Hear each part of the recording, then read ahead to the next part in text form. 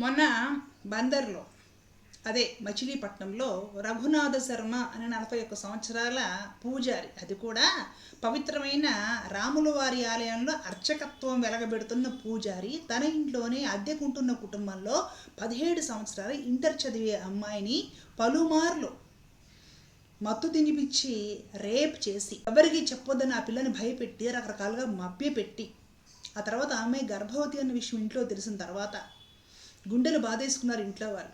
మనము సమాజంలో ఒక వర్గం అయితే చాలు నమ్మాలి, ఒక వర్గం అయితే చాలు దండం పెట్టాలి, కళ్ళు మూసుకొని నమ్మాలి అనే ఒక విధమైన భావజాలానికి అలవాటు పడిపోయి ఉన్నాం. ఆ కుటుంబం కూడా అదే భావజాలానికి అలవాటు పడిపోయింది, కళ్ళు మూసుకొని నమ్మేసింది, పూజారి కుటుంబం కదా అనేసి. వాడు ఈ పిల్ల మీద ఇంత అఘాయిత్యం చేసి ఆ పిల్లని గర్భవతిని చేసి పడేశాడు. పోలీసులు పోక్సో చట్టం కింద వాడిని తీసుకెళ్ళి లోపలేశారు. ఈ విషయం గురించి ఈ హిందుత్వ పరిరక్షణ, మేము హిందుత్వాన్ని పరిరక్షించే సైనికులము, దేశం కోసం ధర్మం కోసం అనే వాళ్ళు ఎవ్వరూ కూడా వీడియో చేయకుండా తేలుకుట్టిన దొంగలాగా మనకెందుకులే అని ఊరుకున్నారు. ఇదే ఆ ధర్మము, ఇదే నా ధర్మము. పాస్టర్లు చేస్తే అడగొచ్చు, ముల్లాలు చేస్తే అడగొచ్చు, నాస్తికులు చేస్తే అడగొచ్చు, కమ్యూనిస్టులు చేస్తే అడగొచ్చు, హిందువులు చేస్తే అడగకూడదు. అదే సనాతన ధర్మం. ఇలా ఉందా ఎక్కడైనా శాస్త్రాల్లో? నేనైతే చదవలేదు. హిందువులు చేస్తే దాచిపెట్టండి గుట్టుగా, వేరే మతం వాళ్ళు చేస్తే ఆ బొక్కని ఆ కంతని ఇంకా పెద్దది చేసి బాగా ప్రచారం చేసి వ్యూస్ కోసం జనాల్ని వాయించండి అని ఏ శాస్త్రాలు రాసింది?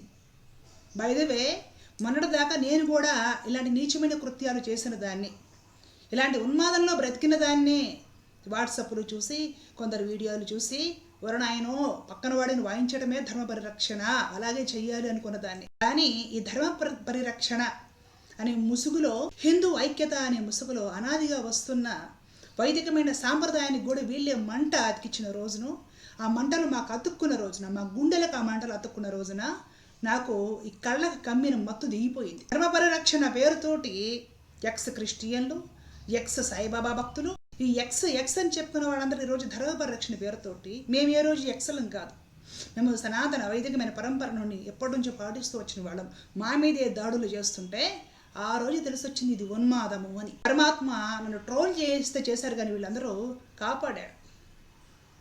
ధర్మాన్ని ధర్మంగా, అధర్మాన్ని అధర్మంగానే మాట్లాడమని చెప్పాడు పరమాత్మ.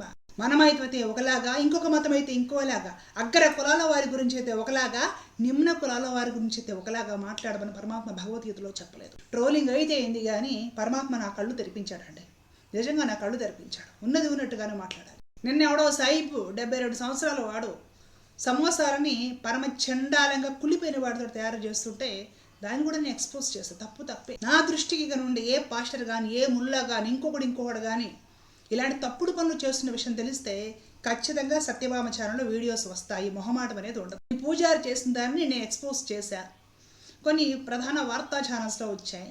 ఈ హిందూ ధర్మ పరిరక్షకులు ఎందుకు మౌనంగా సైలెంట్గా ఊరుకున్నారు? ఇంకా దరిద్రం ఏంటంటే నాకు కొన్ని అద్భుతమైన కామెంట్స్ వచ్చాయి. అది చూసి ఆ కొలగజ్జి దురదకి బాధ అనిపించింది, నాకు నవ్వు కూడా వచ్చింది. మీరు యూటర్న్ తీసుకున్నారు, ఆ అమ్మాయికి 17 ఏళ్ళు అంటే ఏం తెలియకుండా ఉండదు కదా, ఆ అమ్మాయే పూజారి దగ్గరికి పోయి ఉంటుంది. ఈ కామెంట్స్ పెట్టిన కొలగజ్జి కుక్కల్ని అడుగుతున్నా, గుర్తుపెట్టుకోండి, కొలగజ్జి కుక్కలు లేదా కొలగజ్జి అంటుంది ఇలాంటి కామెంట్స్ పెట్టిన వాళ్ళని మాత్రమే, అందరినీ కాదు. ఈ కామెంట్స్ పెట్టిన ఈ కొలగజ్జి కుక్కల్ని అడుగుతున్నాను, మీ ఇంట్లో ఒక 17 ఏళ్ళ మీ కూతురు చెల్లెలో ఉంటే పక్కింట్లో వాడు ఇట్లాగే గర్భవతిని చేస్తే మా పిల్లకి 17 ఏళ్ళు వచ్చినాయి, దానికి అన్నీ తెలుసు, దానికే ఒళ్ళు బలిసి వాడి దగ్గర పోయి పడుకుంది, అందుకే కడుపు వచ్చింది అని మీరు ఊరుకుంటారా మీరు? ఈ కామెంట్ పెట్టిన కొలగజ్జి కుక్కల్ని నేను అడుగుతున్నా, ఊరుకుంటారా? ఊరుకోరు. వాడిని తన్నాలి, దొరికితే వాడిని చంపాలా, పోలీసులకు అప్పచెప్పాలా. మా పిల్ల అమాయకురాలండి, వాడు మాయమాటలు చెప్పి మత్తు మంది పెట్టి మోసం చేశాడండి. ఇంకొకరి పిల్ల అయ్యేసరికి కడుపు చేసిన వాడు వీళ్ళ వర్గం వాడయ్యేటప్పటికీ ఆ పిల్లదే తప్పు. అదే కావాలని ఒళ్ళు బలిసి కామం ఎక్కువ నిద్ర పట్టక వాడి దగ్గరికి వెళ్ళి పడుకుంది అని కామెంట్లు పెడతారా? సిగ్గు, లజ్జ, మానం, మర్యాద లేదా? కడుపుకు అన్నం తింటున్నారా, అశుద్ధం తింటున్నారా మీరు? ఇంకెవడో కామెంట్ పెడతాడు, అమెరికన్ కంట్రీస్లో పాస్టర్లు లక్షల మంది కడుపులు చేస్తుంటే మాట్లాడరు కానీ, అంటే ఇప్పుడు అమెరికా దేశాల్లోనో లేదంటే భారతదేశంలోనో పాస్టర్లు వేల మందికి, లక్షల మందికి, కోట్ల మందికి కడుపులు చేస్తున్నారు కదా అని మన వాళ్ళు కూడా పోటీలు పడి కడుపులు చేయాలి ఆడపిల్లలకి? రామాయణాలు చదివితే అర్థమవుతాయి. తమ్ముడు తనవాడైనా ధర్మం సరిగ్గా చెప్పాలి. మనవాళ్ళైతే దాచిపెట్టుకొని పక్కన వాళ్ళకి అంత పెద్ద చేసేసి ప్రపంచానికి చూపించడం ధర్మం కాదు. వాడు చేయట్లేదా అనొచ్చు, వాడికి నీకు తేడా ఉంది. ఒకవేళ అవతల వాడు ఉన్మాది కావచ్చు, కానీ మనకు ధర్మమే ప్రధానం.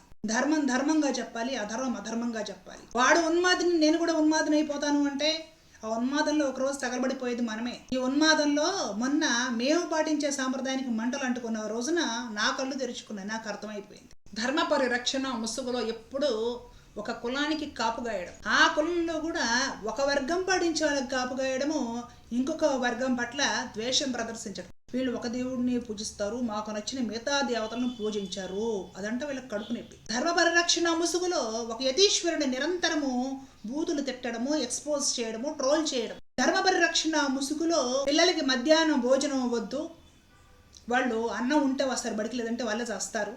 ఇంత నీచంగా పిల్లల గురించి, నీచంగా బడుగు బలహీన వర్గాల వారి గురించి, నీచంగా రాముడు ఆత్మహత్య, కృష్ణుడు అనాథ శవము, అది ఇదని అత్యంత దారుణంగా మాట్లాడిన వాళ్ళ గురించి ఒక్క మాట కూడా అనకుండా పైగా భజన చేయటము ధర్మ పరిరక్షణ. ఎవరైనా ప్రశ్నిస్తే వాళ్ళు ప్రవచనకారుల మీద దాడి చేస్తున్నారు. ప్రవచనకారులు పిల్లల పొట్టల మీద దాడి చేయొచ్చు, పిల్లల ఆకలి మీద దాడి చేయొచ్చు. ఇంతకుముందు సరూర్ నగర్లో అనుకుంటా ఒక పూజారి ఇంకొక అమ్మాయితో, అంటే భర్త నుండి విడాకులు తీసుకొని సింగిల్గా ఉంటున్న ఒక మహిళతో అక్రమ సంబంధం పెట్టుకొని పెళ్లి చేసుకోమని అడిగిన దానికి చంపి మురికాలలో పడేశాడు. మన వాళ్ళు ఎవరు ఉనర్తలేదండి. కానీ అప్పట్లో నేను గోవింద సేవ ఛానల్ ఈ విషయం గురించి వీడియో చేస్తాను. మొదటి నుంచి నేను ధర్మంగానే మాట్లాడుతాను, యాటిట్యూడ్ సరిగ్గానే ఉంది. ఇంకొక పూజారి గుడికి రోజు వచ్చే భక్తురాలు నగలు ధరిస్తూ ఉంటే నగల మీద కన్నేసి ఒకరోజు భక్తులు లేనప్పుడు ఆ గుడికి వచ్చిన భక్తులని చంపి నగలు దండుకున్నాడు. దాని గురించి కూడా ధర్మ పరిరక్షణ వీడియోలు చేయలేదు. ఇప్పుడు ఎవరో ఒక జ్యోతిష్కుడు నీకు జాతకాలు చెప్పి అదేమిటి నీకు పరిహారం పూజలు చేపిస్తానని చెప్పి 58 మంది మహిళల పైన రేప్ చేసి మొత్తం చిత్రీకరించాడు. మత్తు తినిపించి తీర్థంలో కలిపి 58 మహిళల్ని రేప్ చేసి నాసిక్లో దాని కెమెరాలో చిత్రీకరించాడు. ఈ కులగజ్జికాలు కామెంట్స్ పెట్టే కులగజ్జికాలు ఏమంటారు తెలుస్తున్నా, 58 మంది వాళ్ళకి తెలియదా, వాళ్ళే మోసపడి నిద్ర పట్టక కామంద కళ్ళు మూసుకుపోయి ఆ జ్యోతిష్కుడి దగ్గరికి వెళ్ళి పడుకున్నారు అని మాట్లాడతారు. అంటే వీళ్ళ తాలూకా వాళ్ళైతే మహిళలే కామంద కళ్ళు మూసుకొని వాళ్ళ దగ్గర పోయి పడుకున్నారు. అదే ఇతర మతస్థులు అయితే మాత్రం పాస్టర్లు ముల్లాలు పోయి వాళ్ళ మీద పడి రేపులు చేశారు. వాహవా, ఏమి ధర్మ పరిరక్షణ, అద్భుతంగా చేస్తున్నారు ధర్మ పరిరక్షణ. ఈ ధర్మ పరిరక్షణ నుండి నేనైతే బయటకు వచ్చేస్తానండి. ఇలాంటి ధర్మ పరిరక్షణ నాకొద్దు. ఇలాంటి తెలివిగా ధర్మ పరిరక్షణలు చేసి భగవంతుడికి నేను మోహం చూపించుకోలేను. ఇలాంటివి ఏదైనా మన మూడోళ్ళు ఎక్స్పోజ్ చేసినా కూడా వీళ్ళేమంటారు తెలుసా, ఇది హిందుత్వం మీద దాడి. ఒక పూజారి 17 ఏళ్ల పిల్లని గర్భవతిని చేస్తే ఆ విషయం మీద కేసు పెట్టి, పోక్సో చట్టం కింద కేసు పెడితే ఇది హిందుత్వం మీద దాడి అంట.